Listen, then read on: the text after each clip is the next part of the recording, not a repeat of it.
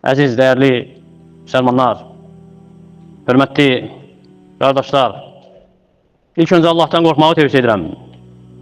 Allahdan qorxun, layiqli bir şəkildə, haqq təqvası ilə və İslamdan tutunun, sarılın İslama və bilin ki, kim Allahdan qorxarsa, Allah Teala ona çıxış yolu göstərər. Cəbir İbn Abdillah radiyallahu anhu rəvayət edir bizə, deyir ki, xəndək qazırdıq, yəni torpağı qazırdıq. Qarşımıza sərt bir daş çıxdı və dedilər ki, yəni səhabələr, ya Rasulallah, bu sərt bir daşdır, xəndəkdə qarşımıza çıxıb, yəni çıxara bilmirik onu. Dedi ki, sallallahu aleyhi və səlləm, mən enirəm özüm. Və sonra qalxdı, qarnına daş bağlamışdı, yəni aclıqdan. 3 gün heç nə dadmamışdıq, yəni heç nə yeməmişdik. Və külüncü ilə daşa vurdu və daş qum kimi səpələndi yerə, yəni toz oldu. Və dedim ki, ya Rasulallah, icazə ver evimə gedim. Və həyat yoldaşıma dedim ki, Peyğəmbər sallallahu aleyhi və səlləmlə bugün elə bir şey görmüşəm ki, heç kim ona səbr etməz. Yəni, o aclığa heç kim səbr etməz elə. Gördüm ki, zəifdir çox. Evində nəsə var? Dedi ki, indi şəirun və inaq. Məndə buğda və dişi bir keçi balası var. Keçi balasını kəsdik və buğdanı da üyüdüb, bişirdik. Əti də qazana saldıq. Və mənə dedi ki, lə taftahni bi Rasulillahi sallallahu aleyhi və səlləm və bimən məh. Məni Peyğəmbərlə və onun yanında olanların yanında məni rüsvay eləmə. Yəni, çox adam çağırma. Və gizlicə Peyğəmbər sallallahu aleyhi və səlləmə, yəni sakitcə dedim ki, yeməyim var. Sən və bir neçə nəfər götür gəlin. Dedi ki, sallallahu aleyhi və səlləm, nə qədədir o? Yəni, yeməyin miqdarı. Və xəbər verdim ona. Dedi ki, kəthirun tayyib. Çoxdur, çox gözəl. Sonra səsləndi sallallahu aleyhi və səlləm. Dedi ki, ey xəndə əhli, Cəbir nəsə bişirib, nəsə hazırlayıb, hamılıqla gəlin. Və gəldim həyat yoldaşımın yanına. Dedim ki, Peyğəmbər sallallahu aleyhi və səlləm mühacir və ənsarlardan və onunla olan kim varsa hamısını çağırıb. Dedi ki, qadın, bikə və bik, belə-belə olasan. Yəni, sənə demədim mi, məni rüsvay eləmə. Dedim ki, fəaltulləri qult. Nə demisənsə elə etmişəm. Yəni, üzərimə düşəni eləmişəm. Və Peyğəmbər sallallahu aleyhi və səlləm qazanın baş tərəfinə keçdi. Qazana tüfürdü və bərəkət dilədi. Sonra dedi ki, udxulu və lə dadağatu. Daxil olun, bir-birinizə sıxlıq yaratmayın. Fəcə'lə yəksirul xubz. Çörəyi qırırdı və yəcəlu aleyhilləhəm. Üzərinə ət qoyurdu. Və yuxammirul burmətə və tənnur. Sonra qazanın və təndirin ağzını bağlayırdı. Və yuqarribu ilə əshabi. Və əshabına yeməyi yaxınlaşdırırdı. Cəbir radiyallahu anhu deyir ki, vəhum əlf. Onlar 1000 nəfər idi.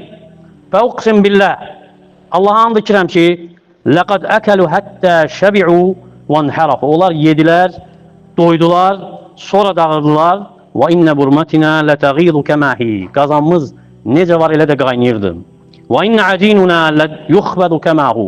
Və çörəyimiz də, yəni xəmirimizdən necə var elə bişirilirdi. Və hədis də səhihdir. İmam Buxari və Muslim rəvayət edib öz əsərlərində. Bu nə deməkdir? Bu deməkdir ki, əgər Allah Teala mala bərəkət verirsə, mal çoxalar. Əgər yeməyə bərəkət verərsə, yemək kifayət edər. Əgər Allah Teala nəyəsə bərəkət verərsə, o tükənməz. Ona görə də çox malın olmağı, çox övladın olmağı, əgər bərəkət yoxdursa, onun faydası yoxdur. Və ya faydası azdır, əzabdır. Ənəs ibn Məlik radiyallahu anhu deyir ki, cəət bi ummu Ənəs ilə Rasulillahi sallallahu aleyhi və səlləm. Anam ummu Ənəs məni Peyğəmbər sallallahu aleyhi və səlləmin yanına gətirdi. Və qad əzəratni bi nisfi ximərihə və raddətni bi nisfihi. Məni örtüsünün yarısı ilə izarlamışdı, yəni izara bükmüşdü. Digər örtüsünün yarısını isə rida eləmişdi mənim üçün. Yəni paltarı yox idi, radiyallahu anh. Dedi ki, ya Rasulallah, hədə uneysun, ibni. Dedi ki, ey Allah'ın elçisi, bu oğlumdur. Ənəs kisildilmiş, yəni uneysdir.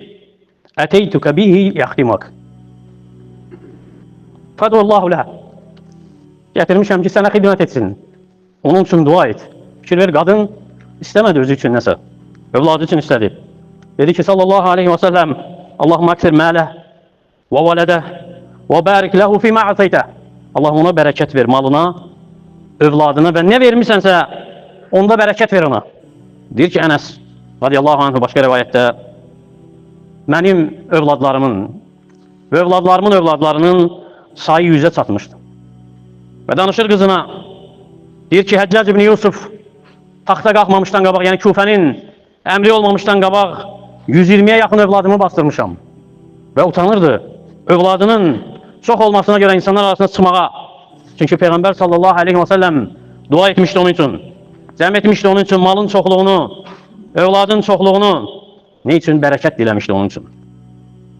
Və ən varlı səhabələrdən biri sayılır. Amma ki, malın bərəkəti yoxdursa, ümumən bərəkət yoxdursa insanda, malı onun üçün bəladır.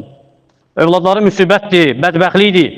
Ona görə İmam Buxari ayrıca fəsl ayırıb, Əd-dua bi kəthratil məali mə'al bərəkə. Çox mal istəyəndə bərəkətlə dua etmək, yəni bərəkət istəyərək dua etmək. Çünki Allah Teala bərəkət verərsə mala, artar, çoxalar, faydalı olar, bəhrəsi olar, sahibi müvəffəq olar, o malı xeyirdə xərcləsin, o malla insanlara fayda versin.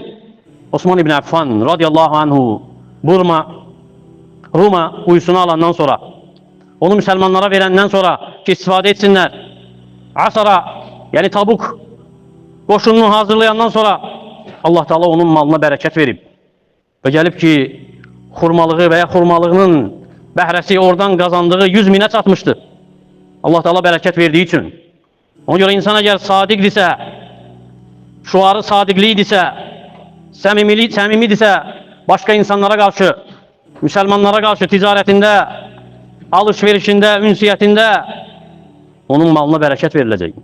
Və in saddaqa və beyyənə burikə ləhumə fi beyihimə. Əgər sadiq olsalar, bəyan etsələr, yəni nədir malları, açıqlasalar, onlara ticarətlərində bərəkət verirlər. Necə Peyğəmbər sallallahu aleyhi və səlləm buyurub. Və bərəkətin mühümliyini o vaxt görürsən ki, insanlara Allah Teala rahatlıq qapları açıb, hansı ki bundan qabaq heç kim üçün açmayıb. Yer öz xəzinələrini açıq-aşkar səpəliyib hər yerə. Mal, mülk çoxalıb, ticarət artıb, ixtiralar çoxalıb, sənaye bir-birini əvəz edir, inkişaf edir. Lakin yenə də kasıblıqdır. Onda dərk edirsən ki, bərəkətin önəmi necə mühümdür, bərəkətin olmağı necə mühümdür. Çünki qazanc görəndə ki, insanlar ancaq kasıblıq, bədbəxtlik gətirir, qorxu və zülüm gətirir. Onda dərk edirsən ki, bərəkət insanların həyatında hər şeydən qabaqdır. Bərəkət önəmlidir. Çünki onlardan qabaq yaşayanlar, bizdən öncə yaşayanlar, az malları onlara kifayət edirdi. Gündəlik ruzi onlara bəs edirdi. Bir ev, bir neçə ailə üçün kifayət edirdi. Bir nəfərin yeməyi 2 nəfərə bəs edirdi. Ne üçün? Çünki öyrənmişdilər qənaətli olmağı və xoşbəxt idilər. Çünki Peyğəmbərlərinin sallallahu aleyhi və səlləmin sözünə əməl etdikləri üçün bərəkət vermişdi Allah Teala onlara. Ta'amul ithneyni kafil thalath. 2 nəfərin yeməyi 3 nəfərə bəsdir. Və ta'amul thalathi kafin li arba'a. Və 3 nəfərin yeməyi 4 nəfərə bəsdir. Ona görə Peyğəmbər sallallahu aleyhi və səlləmin əhdində olan qabdan, qazandan, onlarla insan yiyirdi və hələ qalırdı da. Ona görə fikir ver, baxmayaraq, insanlar bugün geniş süfrələrdə otururlar. Bəzən növbə-növ yeməklərlə dolu, lakin yenə narazı qalxanlar var. İnsanlar var ki, qəzəbli qalxır ki, hansısa növ yeməkdən ona çatmayıb, hansısa növ yemək kifayət deyil. Qəlblər daralıb deyə bərəkət də aradan qalxıb, qəlblər sıxılıb deyə ruzi də sıxılıb, əzm, istək azalıb deyə vaxtın da bərəkəti aradan götürülüb.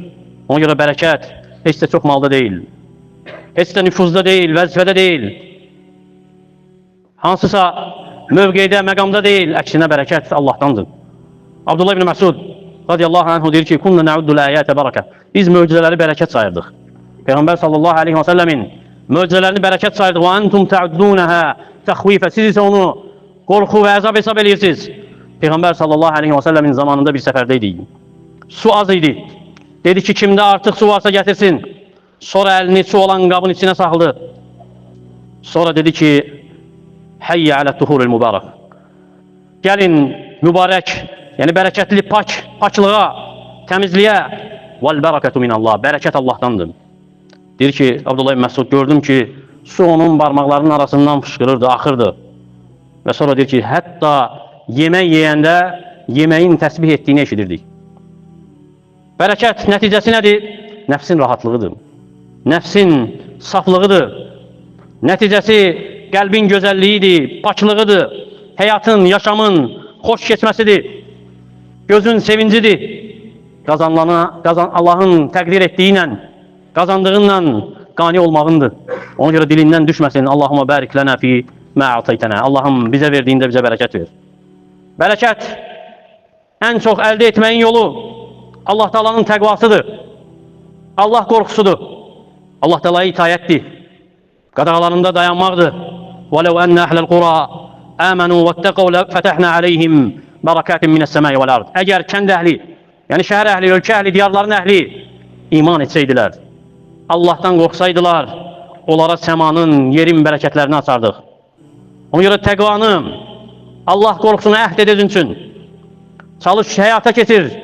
Allah qorxusunu özündə, nəfsində, evində, ailəndə, bazarlarında, istirahət etdiyin yerlərdə, sadiq ol sözündə, əməlində, muameləndə, bil ki, and içmək, malı satdırsa da lakin onun bərəkətini aparır. Ona görə bağlan Allah'ın kitabına, diqqət et, sənə əmr olunan ibadətlərə yerini yetirməyə, başda namaz qılmaqla ailəni bunun üzərində tərbiyə et. Övladlarını bunun üzərində tərbiyə et ki, Allah Teala sənə bərəkət versin. وَأَمُرْ أَهْلَكَ بِالصَّلَاةِ وَاسْتَبِرْ عَلَيْهَا لَا نَسْأَلُكَ رِزْقًا نَحْنُ نَرْزُقُكَ.